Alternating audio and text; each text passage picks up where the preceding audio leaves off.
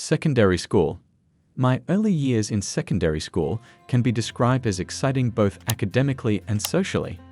In Form 1, I was elected local council chairperson of my class to represent it in the school council, where I aired out views concerning the class as a whole, in addition to being class captain.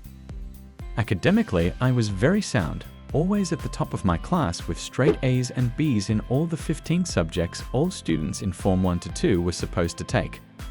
Options were chosen at Form 3, whereby one was left with only 9 subjects. I maintained my good performance up to Form 4, where I passed in Division 1 in my O-levels. For my A-levels, I was offered physics, chemistry, biology, and mathematics.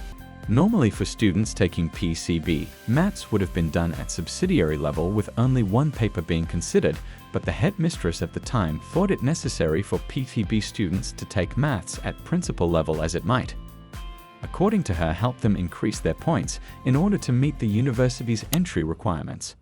But this was a great mistake, as it later turned out resulting in the poor performance of all the PCB students, because the emphasis on taking maths at principal level had only been implemented 4 months prior to sitting the final exams, thus overloading the candidates in terms of material to do, for there was a great deal to read.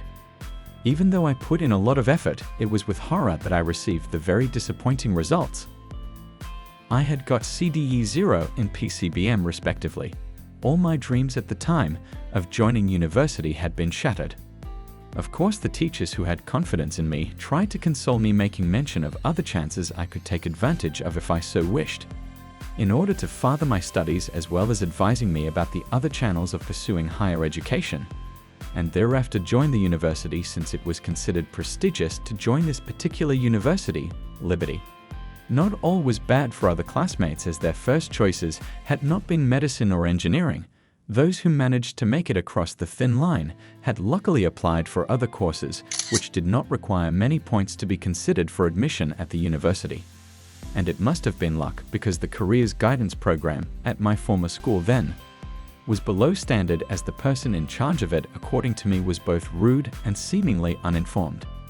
In the days that followed the university freshman selections, knowing too well that there was no place for me at the university as a government-sponsored student, in addition to not having enough money for private sponsorship, I was constantly on the road checking out other tertiary institutes which hopefully might have taken me on. One of them was Telek Polytechnic. My initial disappointment had slowly worn down, and finding my name on the admission lists of Telek Polytechnic revived my spirits. At least someone out there thought I was still worth something.